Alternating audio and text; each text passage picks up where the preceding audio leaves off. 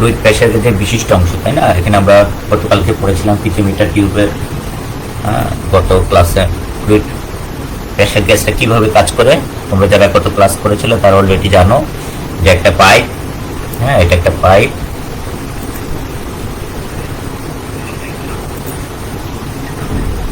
এটা একটা পাইপ, পাইপের ভিতর দিয়ে তরল যায় আর একটা ম্যানোমিটার এটার সাথে ডাইরেক্ট লাগানো থাকে, তাই না? আচ্ছা, ম্যানোমিটারে এখানে সরল, এটা একটা সরল ম্যানোমিটার যেটা এক পাশে লাগানো থাকে। ওকে, তারপরে আমরা দেখি সরল ম্যানোমিটার পড়েছি। সরল ম্যানোমিটারটা কিরকম, যে এক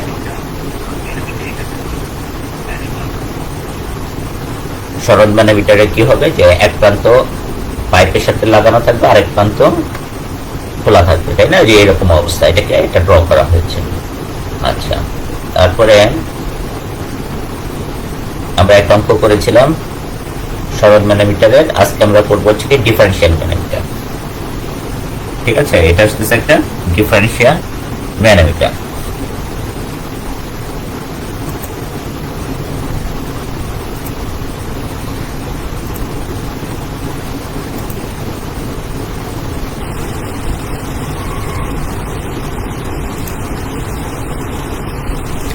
ডিফারেন্সিয়াল ম্যানোমিটার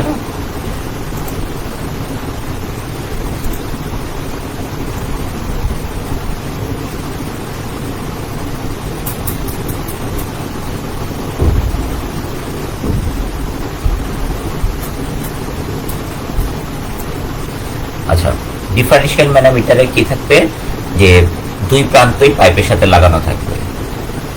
সরল ম্যানোমিটারে আমরা কি দেখেছি, যে এক প্রান্ত মুক্ত অবস্থায় আছে, আরেক প্রান্ত পাইপের সাথে লাগানো আছে, তাই না?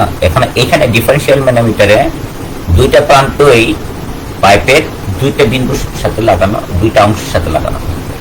এর ফলে কি হবে, যে পাইপের যে কোনো দুইটা অংশে চাপের পার্থক্য আমরা পাবো। দুইটা অংশের চাপের পার্থক্য নির্ণয় করার জন্য ডিফারেন্সিয়াল ম্যানোমিটার ব্যবহার করা হয়। এখানে যে দেখো, যে এখানে একটা পাইপের এখানে একটা এ একটা অংশ, আরেকটা আসতেছে বি একটা অংশ, ঠিক আছে? দুইটা অংশে পাইপে লাগানো আছে। দ্যাটস মিন আমরা যদি একটু লক্ষ্য করি, এরকম এটা যদি পাইপ হয়, পাইপের এখানে এ লাগানো আছে আর এখানে বি, এটা এ অংশ, আর এটা আসতেছে বি। বুঝতে পেরেছ? এই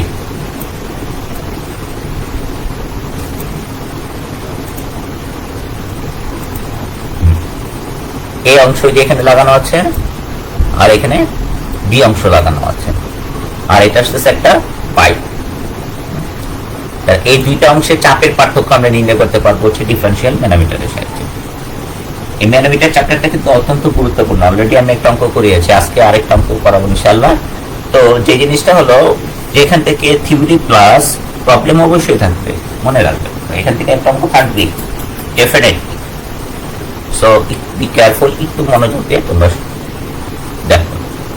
আচ্ছা, আমরা তো জানি যে ড্যাটাম কাকে বলে, যে এখানে ড্যাটাম লাইন, এটাকে আমরা ড্যাটাম লাইন নিলাম।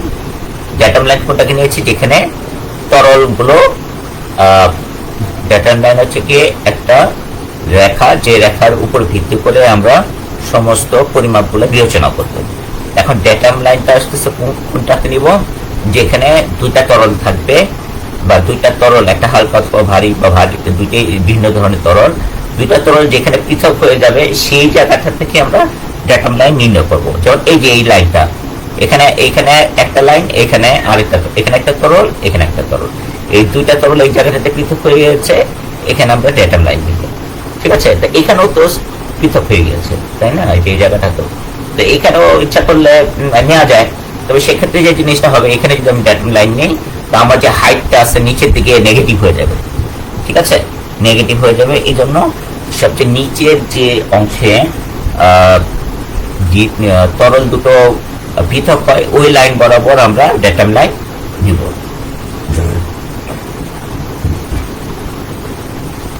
যখন এই বিন্দু এই পাইপ লাইনে লাগানো হবে, তো এখান থেকে পানি ওই পাইপের তরলের চাপে এখান থেকে তরল নিচের দিকে আসবে এবং এটাকে মার্কারিকে এদিকে উঠানোর চেষ্টা করবে।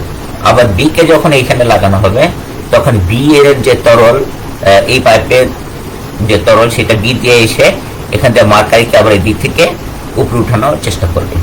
তো যে জিনিসটা হবে এক সময় যে দুই দিক থেকে, এদিক থেকেও প্রেসার আসবে, এদিক থেকেও প্রেসার আসবে এবং এদিক থেকেও প্রেসার আসবে। দুইটা প্রেসার এসে এক জায়গায় হচ্ছে মিনিমাইজ হয়ে যাবে। ফলে কি হবে, একটা লেভেল পর্যন্ত মার্কারি উপরে উঠে যাবে। যতটুকু পর্যন্ত উঠবে সেটি কি, এখান থেকে যেটুকু উঠেছে এইটুকু আসতেছে তার কি চাপের পার্থক্য। ঠিক আছে, এই টুকাই হবে তার চাপের পার্থক্য।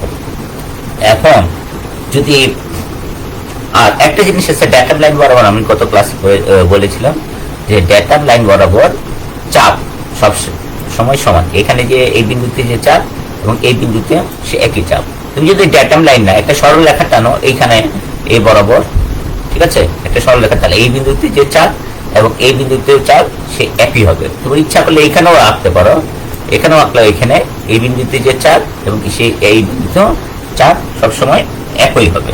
ঠিক আছে, আচ্ছা, তাহলে আমরা দেখতে যাচ্ছি যে H1 হচ্ছে কি বাম বাহুতে ডেটাম লাইনের উপরে তরলের উচ্চতা সেন্টিমিটার। ঠিক আছে, বাম বাহুতে ডেটাম লাইনে তরলের উচ্চতা। আর H2 আসতেছে ডান এবং বাম বাহুতে ভারী তরলের পার্থক্যের স্তরের পার্থক্যের ডেটাম লাইনের উপর উচ্চতা। আর H3 আসতেছে ডান বাহুর তরলের উচ্চতা। আর HA টা আসতেছে কি এই পাইপের এ চাপ, আর SB আসতেছে পাইপের বি এর চাপ তরলের উচ্চতায়। S1 আসতেছে এ তরলের আপেক্ষিক গুরুত্ব এবং S2 হচ্ছে কি ভারী তরলের আপেক্ষিক গুরুত্ব। S3 আসতেছে যে বি এর তরলের আপেক্ষিক গুরুত্ব। ওকে, এখন আমরা একটু দেখি, লক্ষ্য করি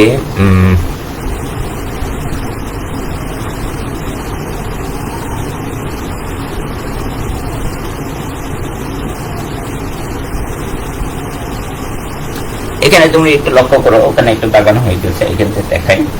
আচ্ছা, কি বলেছে যে এই যে পাইপের এখানে লাগানো আছে পাইপটা, ধরো এখানে পাইপটা,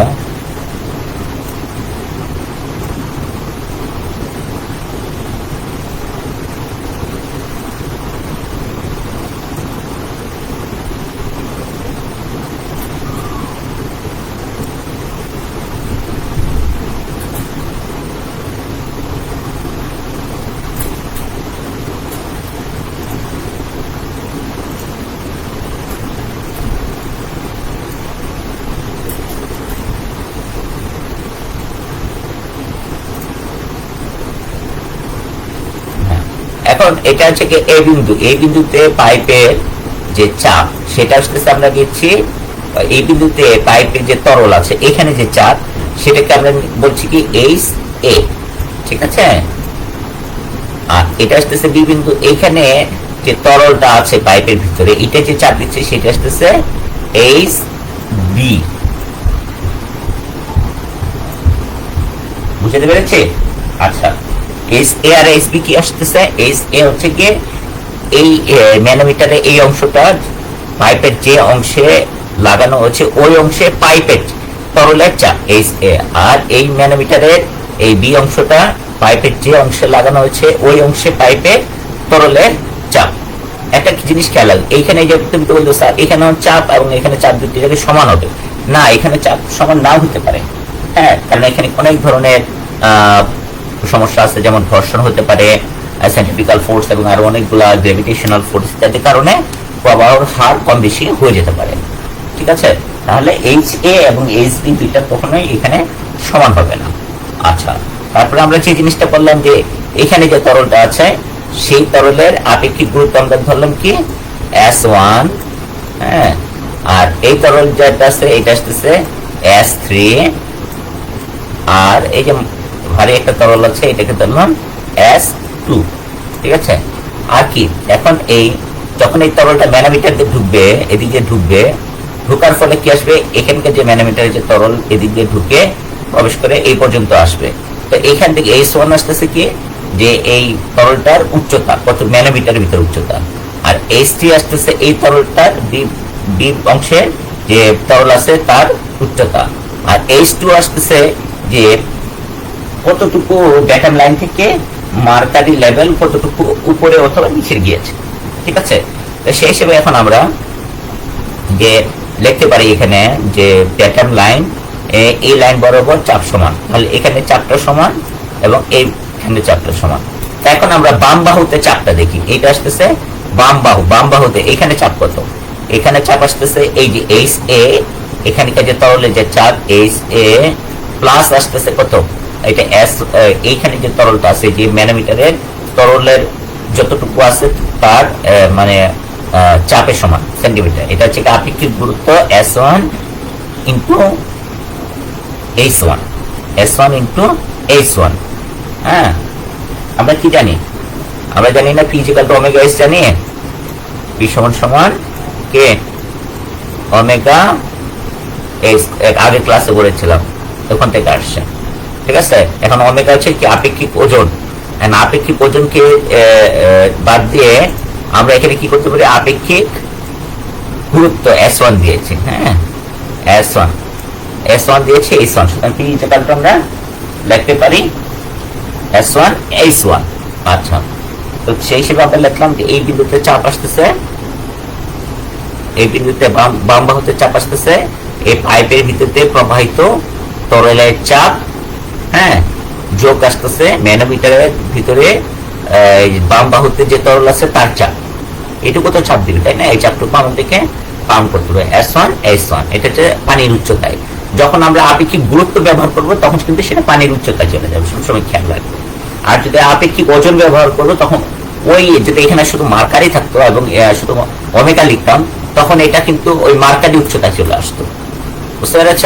কিন্তু আপেক্ষিক গুরুত্ব আমরা কি করি, সবসময় অন্য একটা তরলকে পানির সাথে কি করি, তুলনা করি, এজন্য এটাকে পানির উচ্চতায় লিখেছে। এখন ডান বাহুতে চাপটা কি আসবে, এখানে চাপ হবে যে এই বিন্দুতে এই পাইপের ভিতরে যে তরল আছে, হ্যাঁ, তার চাপ যোগ আসতেছে এই তরলটার H3 পরিমাণ উচ্চতায় যে পরিমাণ চাপ দিচ্ছে সেটা, হ্যাঁ, S3 যোগ H3, আর মার্কারি যে H2 পর্যন্ত উঠেছে এটার চাপ, সেটা আসতেছে কত, S2 H2 পানির উচ্চতায়। কারণ আমরা কি লিখেছি, এটা আপেক্ষিক গুরুত্বের সাথে তুলনা করেছে, আপেক্ষিক ওজন না। ঠিক আছে, এখন যেহেতু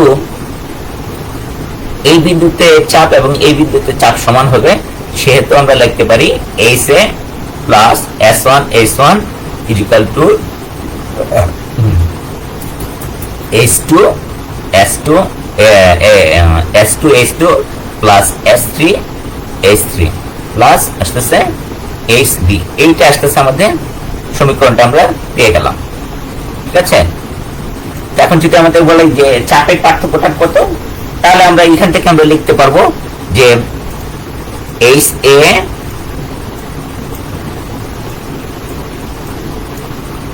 বিটাকে সাইডে নিয়ে আসি, HB minus HA minus HB সমান লেখা যাবে কত, S2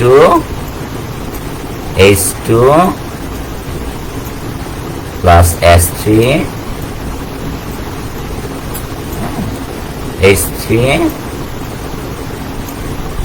এইটাকে চলে আসবে ওই পাশে মাইনাস S1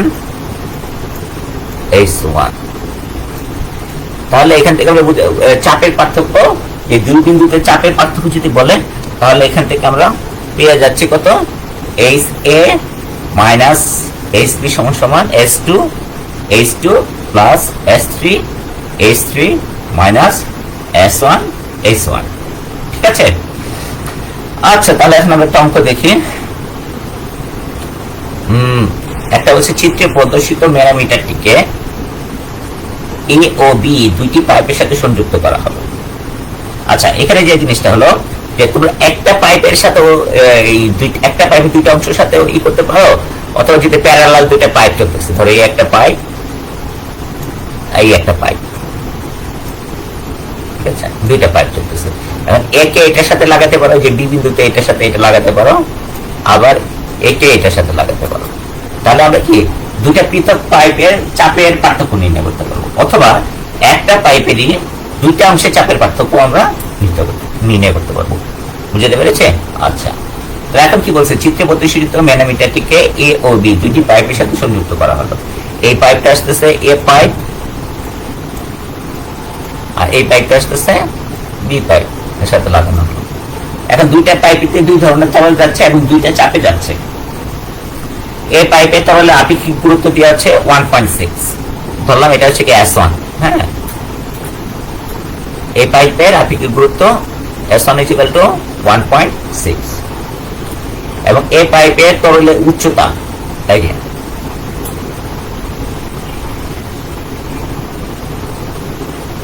আচ্ছা আমরা পড়ে নেই এটা। আর যদি উভয় পাইপের চাপের পার্থক্য 1.2 কেজি পার সেন্টিমিটার স্কয়ার হয়, তবে পারদ উভয় পাইপে চাপের লেভেলের পার্থক্য নির্ণয় করতে পারছে। ঠিক আছে, আচ্ছা তাহলে AC মাইনাস HB নির্ণয় করতে বলছে।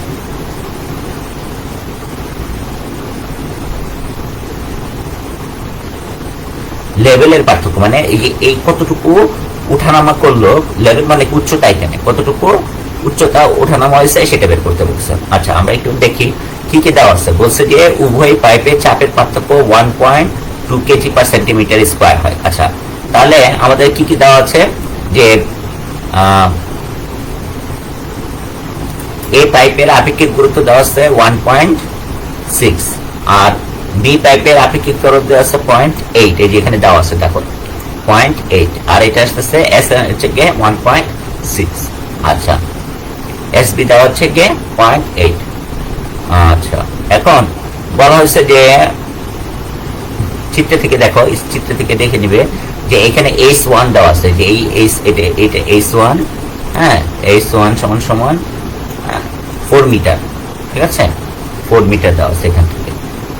হ্যাঁ, আর আমাদের চাপের পার্থক্য বলে দেওয়া আছে, আর H2 দেওয়া আছে, H2 হচ্ছে 1.25 মিটার, H2 সমান 1.25 মিটার। হ্যাঁ, কিছু ডাকে দেওয়া আছে আর কিছু আসতেছে তোমার চিত্র থেকে দেখে নিতে হবে। আচ্ছা তাহলে H1 দেওয়া আছে 4 মিটার, H2 দেওয়া আছে 1.25 মিটার, S1 দেওয়া আছে 1.6, S2 দেওয়া আসতেছে 0.8। আচ্ছা এখন আমাদের কি বলে দেওয়া আছে যে চাপের পার্থক্য আসতেছে 1.2 কেজি পার সেন্টিমিটার স্কয়ার হয়। তাহলে এই বিন্দুতে যে চাপ, ঠিক আছে, এই বিন্দুতে যে চাপ সেটাকে আমরা লিখতে পারি কি P/ω, তাই না? কিভাবে? হ্যাঁ আমরা P জায়গাটা সমান জানি ω/h না, P সমান ω/h, ঠিক আছে। তাহলে H সমান কত, চাপের পার্থক্য, H সমান লেখা যায় P/ω। আচ্ছা যা হোক লিখেছে, আমরা এখানে লিখতে পারি চাপের পার্থক্য আসতেছে P/ω মাইনাস P/ω যে 1.2 কেজি পার সেন্টিমিটার স্কয়ার। এটাকে আমরা কেজি পার মিটার স্কয়ার নিতে পারি। কিভাবে নিতে পারি আমরা? কেজি পার মিটার স্কয়ারে আমরা কি জানি 100 সেন্টিমিটারে 1 মিটার, তাই না? তাহলে এটাকে কি করতে হবে, 100 সেন্টিমিটার দ্বারা গুণ দিয়ে দিতে হবে, 100 গুণন 100, ঠিক আছে, 100 গুণন 100 তে গুণ দিয়ে দিলে এটা হচ্ছে মিটার স্কয়ার চলে যাবে। তাহলে এখান থেকে আমরা যে জিনিসটা পাবো, এটাকে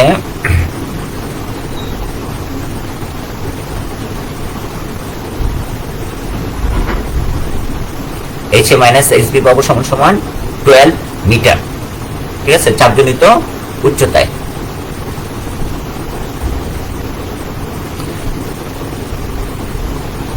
এখন এটাকে চাপজনিত উচ্চতায় যদি নিতে হয় তাহলে এটাকে ওই কত দিয়ে করতে হবে, ভাগ দিতে হবে।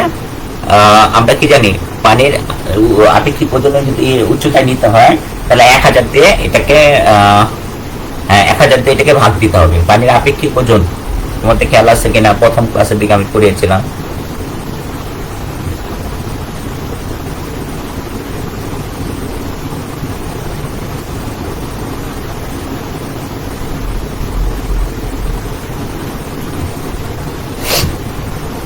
এই যে মিটার কিউবে যেটা আসে,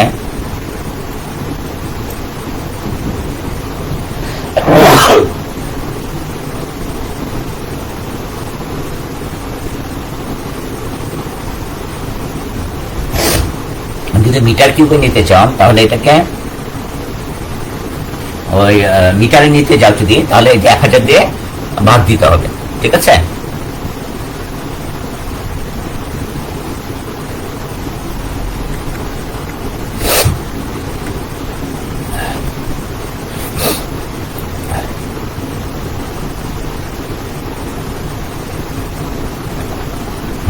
এখন 1000 দিয়ে যদি এটাকে এই যে এরকম ভাগ দাও তাহলে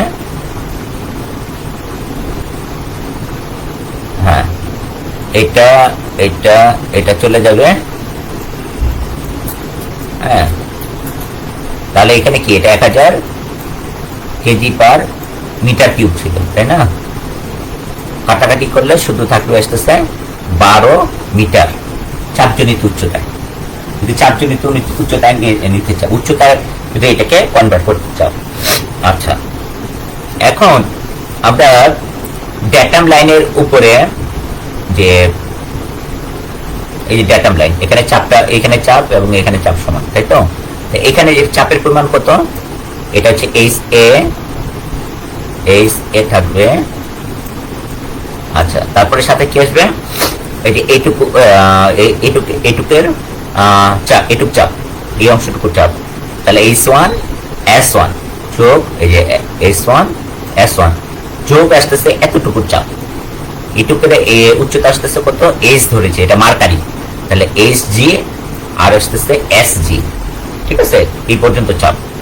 এখন এই পাশের যে চাপটা, এটা কতটুকু হবে, এটুকু চাপ হবে এই HB, এখানকার যে পাইপের ভিতরে যে তরলের চাপ আছে HB যোগ এখান থেকে এতটুকু, কতটুকু তরল নেমেছে নিচের দিকে, সেটা আসতেছে H2S2। ঠিক আছে, সুতরাং কথা এখানে চাপ, এই পাশের চাপ, এই হিসাবে চাপ দুইটা সমান, সেই হিসেবে এখানে একাধিক তরলের পার্থক্য হতে পারে বা একটা তরল থাকতে পারে। আবার মার্কারির ক্ষেত্রে আমরা কি জানি, আপেক্ষিক গুরুত্ব 13.6। ঠিক আছে,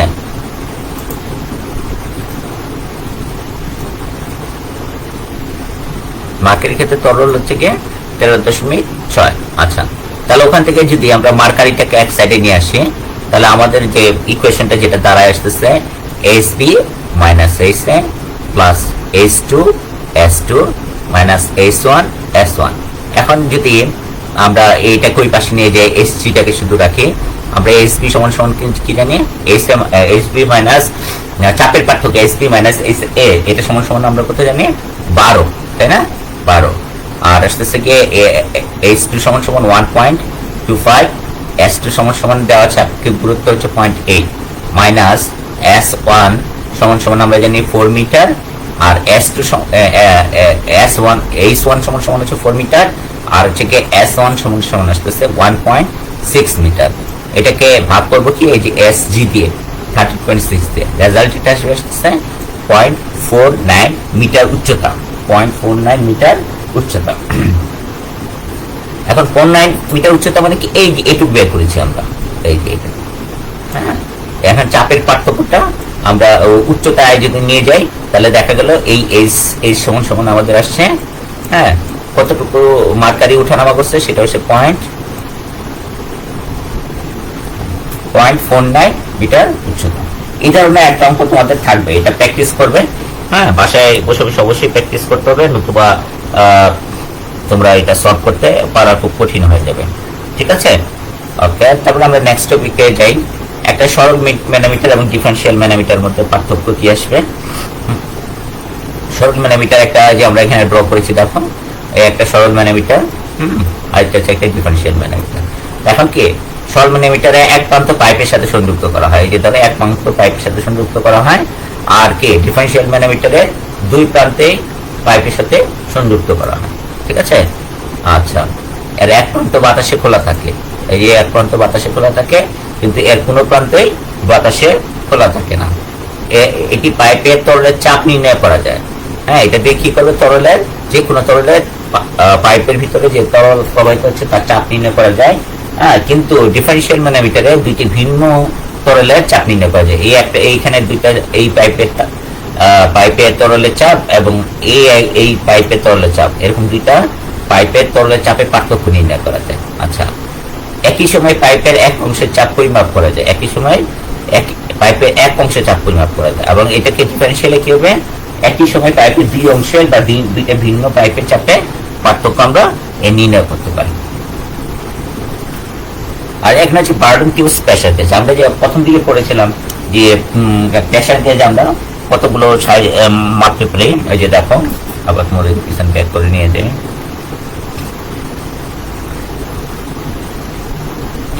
এই যে এখানে আমরা দেখো যে প্রেসার মেজারমেন্ট ডিভাইসে কি আছে, একটা আসতেছে ম্যানোমিটার, হ্যাঁ, যেটা এতক্ষণ ধরে পড়েছিলাম সিম্পল ম্যানোমিটার, একটা ডিফারেন্সিয়াল ম্যানোমিটার। সিম্পল ম্যানোমিটার কি ছিল, পিজে মিটার পড়েছি আমরা, হ্যাঁ, সিঙ্গেল কলাম ম্যানোমিটার পড়েছি অলরেডি, ইউটিউব যেটা যেটাকে বলা ডিফারেন্সিয়াল, হ্যাঁ, আরেকটা আছে ডিফারেন্সিয়াল ম্যানোমিটার, তারপরে ইউটিউব, ইনভার্টেড টিউব, ঠিক আছে। তার মধ্যে এখন আমরা একটা অংশ পড়ি নাই, সেটা হচ্ছে মেকানিক্যাল গেজ।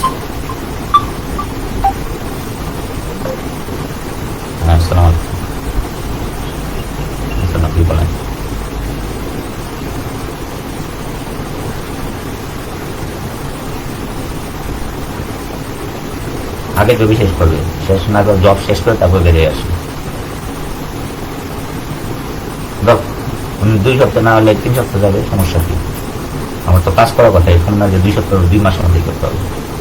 পরে কথা বলি, আমি যে ক্লাস নিচ্ছি, ঠিক আছে।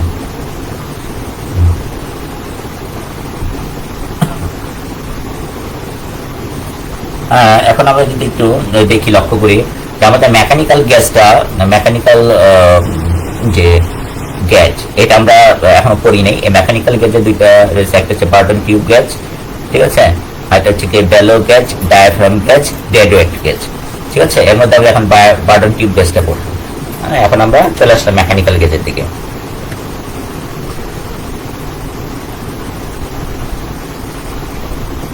এখন দেখো যে মেকানিক্যাল গেজে যে বায়ুমণ্ডলের চাপে বেশি বা কম চাপ বার্ডন টিউব প্রেসার গেজের সাহায্যে নির্ণয় করা যায়। হ্যাঁ, বায়ুমণ্ডলীয় চাপে বেশি চাপ, আমরা বায়ুমণ্ডলের চাপ কত, যে 1 মানে প্রায় নিয়ার 1.0013 কেজি, ঠিক আছে। তো সেই চাপের থেকে বেশি চাপ অথবা এর চেয়ে কম চাপ আমরা সহজে বার্ডন টিউব প্রেসার গেজের সাহায্যে মাপতে পারবো। একটা টিউবের সাহায্যে এটা গঠিত, যেটা একটা টিউব, যে হলুদ অংশ এটা একটা টিউব, যেখানে দেখানো হয়েছে টিউবটা, যে এরকম একটা টিউব, হ্যাঁ, টিউবের সাহায্যে গঠিত। একটা অর্ধবৃত্ত চাপ থাকে।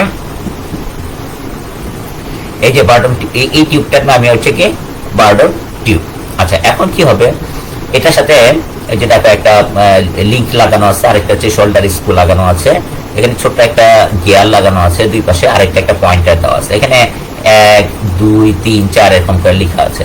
এখন যখন এখান থেকে এই পাইপের মধ্যে বা টিউবের মধ্যে, হ্যাঁ, বা পাইপের মধ্যে আমি প্রেসার দিব, তো প্রেসার দিলে কি হবে, এটা তো ফিক্স থাকে, এই অংশটা ফিক্স থাকে। তো প্রেসার যদি দেওয়া হয় তখন এটাকে কি করা হয়, পাইপটা ফুলে যায়, ফুলে গেলে সে এটাকে নড়ে যায়, নড়ে গেলে সেদিকে নড়তে চায়, হ্যাঁ, সে নড়তে চায়, তো প্রেসারের কারণে সেদিকে নড়তে চায়, নড়তে গেলে সে এটাকে একটু টান দেয়, এটাকে টান দিলে এই গিয়ারটা নড়ে, এই গিয়ারটা এদিক ওদিক করে, তখন কি হবে, তখন এই সাথে এই গিয়ারটাও নড়ে, এই গিয়ারটা নড়ার কারণে এখানে যে পয়েন্টারটা আছে, সে পয়েন্টারটা দিয়ে কি করা হয়, যে একটা রিডিং দেয়, এই রিডিংটাই আসতেছে আমাদের প্রেসার। এই যে এখানে দেখো এই পয়েন্টারটা আসতেছে, যে পয়েন্টারটা, হ্যাঁ, যেখানে কাটা আছে, আর ভিতরে আসতেছে এটার এরকম একটা টিউব আছে, হ্যাঁ, আর এরকম একটা মেকানিজম আছে। মানে এখানে যখন আমি প্রেসার দিব, এই যেমন পাইপের ভিতরে তুমি যদি পানি দাও এবং এক সাইড বন্ধ করে দুই সাইডে যদি চাপ দিয়ে রাখো, বন্ধ করে রাখো, তো পাইপটা ফুলে যাবে, ফুলে গেলে এক ধরনের একটু ডিসপ্লেসমেন্ট হবে বা নাড়াচাড়া হবে।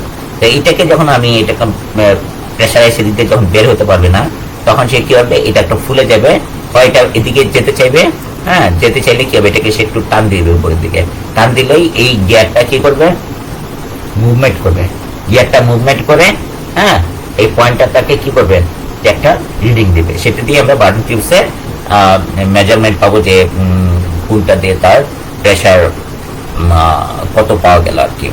আরেকটা হচ্ছে ডায়াফ্রাম গেজ, তোমরা এটা একটু দেখে নিও, একদম সোজা। ডায়াফ্রাম মানে একটা বায়ুমণ্ডলের চাপের বেশি বা কম চাপ ডায়াফ্রাম গেজের সাহায্যে বের করা যায়। এটি সরল গঠনে একটি করোগেটেড ডায়াফ্রাম নিয়ে গঠিত। ডায়াফ্রাম মানে একটা পর্দা, এই পর্দা দিয়ে এই প্রেসার গেজটা তৈরি করা হয়। অপেক্ষাকৃত নিম্নচাপ মাপার জন্য এটা ব্যবহার করা হয়। আচ্ছা, এখন আমরা যে যে জিনিসগুলো পড়লাম সেগুলোর একটা সামারি। যে পিজোমিটার, এই পিজোমিটার আমাদের কিসের জন্য ব্যবহার করা হয়? মধ্যম মানে পজিটিভ প্রেসার মাপার জন্য। পজিটিভ মানে কি? যে বায়ুমণ্ডলের চাপের চেয়ে বেশি চাপ পরিমাপ করার জন্য এটা ব্যবহার করা হয়। নেগেটিভ প্রেসার মাপার জন্য। নেগেটিভ প্রেসার মানে বায়ুমণ্ডলের চাপের চেয়ে নিচের চাপ, এটা পরিমাপ করা যায় না। সরল ম্যানোমিটার হচ্ছে কি পিজো মিটার টিউব অপেক্ষা বেশি চাপ পরিমাপ করার জন্য আমরা ব্যবহার করা হয়। এর সাহায্যে কি নেগেটিভ চাপও মাপা যায়, কিন্তু পিজোমিটারকে আমরা নেগেটিভ চাপ পরিমাপ করতে পারিনি। মাইক্রোম্যানোমিটার, হ্যাঁ, সূক্ষ্মতা যেখানে গুরুত্বপূর্ণ, ঠিক আছে, সেই সূত্রটাকে নিম্ন মাত্রার চাপ মাপার জন্য মাইক্রোম্যানোমিটার ব্যবহার করা হয়। যেখানে আমার খুব সূক্ষ্ম প্রেসার দরকার মাপা, 0.0000134 এরকম যদি সূক্ষ্ম চাপ পরিমাপের দরকার পড়ে, তখন আস্তে আস্তে আমরা মাইক্রোম্যানোমিটার ব্যবহার করব। ডিফারেন্সিয়াল ম্যানোমিটার আমরা কোথায় ব্যবহার করব? যখন দুইটা বিন্দুতে বা একটা পাইপে দুইটা অংশে অথবা দুইটা পাইপে দুইটা অংশে, হ্যাঁ, আমরা যখন চাপের পার্থক্য নির্ণয় করবো তখন আমরা ডিফারেন্সিয়াল ম্যানোমিটার ব্যবহার করব। ইনভার্টেড ডিফারেন্সিয়াল ম্যানোমিটার সূক্ষ্মতা এবং কম চাপ মাপার জন্য এই ধরনের গ্যাস ব্যবহার করা হয়। আর বার্ডেন টিউবস, বায়ুমণ্ডলের চাপের বেশি কম চাপ মাপার জন্য এই ধরনের গ্যাস ব্যবহার করা হয়। ডায়াফ্রাম গ্যাস বার্ডেন টিউবের প্রেসার গ্যাসের থেকে সূক্ষ্মভাবে বায়ুমণ্ডলের চাপ কম বা বেশি মাপার জন্য ব্যবহার করা হয়। ডেড ওয়েট প্রেসার গ্যাস, এটা হচ্ছে সূক্ষ্মভাবে চাপ মাপার জন্য ব্যবহারের পাশাপাশি ল্যাবরেটরিতে অন্যান্য চাপ মাপার যন্ত্রকে দাগাঙ্ক করার কাজে ব্যবহৃত হয়। মানে কি, যে আমরা ডেড ওয়েট প্রেসার গ্যাসটাকে কি করবো? ডেড ওয়েট প্রেসার গ্যাস সাহায্যে প্রেসার ব্যবহার করে অন্যান্য প্রেসার গ্যাসকে ক্যালিব্রেট করবো, যে এটার সাপেক্ষে অন্যান্য প্রেসার গ্যাসের মান ঠিক আছে কিনা। তার মানে ডেড ওয়েট প্রেসার গ্যাসটা মোর অ্যাকিউরেট দেন আদার প্রেসার গ্যাস, সেই হিসেবে এটার রেসপেক্টে আমরা অন্যগুলাকে বিবেচনা করব। ঠিক আছে, আজকে এই পর্যন্তই। আসসালামু আলাইকুম ওয়া রাহমাতুল্লাহি ওয়া বারাকাতুহু। যা পড়ানো হলো এগুলো একটু নিজেরা পড়ে চেষ্টা করো, নতুবা খুবই বিপদে পড়ে যাবে, এগুলো বুঝতে পারবে না। আর আমার রিকোয়েস্ট হচ্ছে এগুলো দরকার পড়লে এই ভিডিওটা বারবার দেখে বুঝতে চেষ্টা করবে। আর নতুবা সাথে বই আছে, বইয়ের সাথে মিলিয়ে বোঝার চেষ্টা করবে। দূর থেকে তো একটা বেশি কিছু করা যায় না। তুমি হয়তো সামনে থাকলে তোমার কোনো সমস্যা থাকলে পার্সোনালি আমাকে জিজ্ঞেস করতে উত্তর দিতে পারতাম, কিন্তু এখন তো দেওয়া সম্ভব হচ্ছে না। সেহেতু নিজেদের একটু সময় এবং পরিশ্রমটা একটু বেশি করতে হবে। আশা করি করবে এবং রেজাল্ট ভালো করবে, এই আশায় আজকের মতো শেষ করছি। আসসালামু আলাইকুম ওয়া রাহমাতুল্লাহি ওয়া বারাকাতুহু।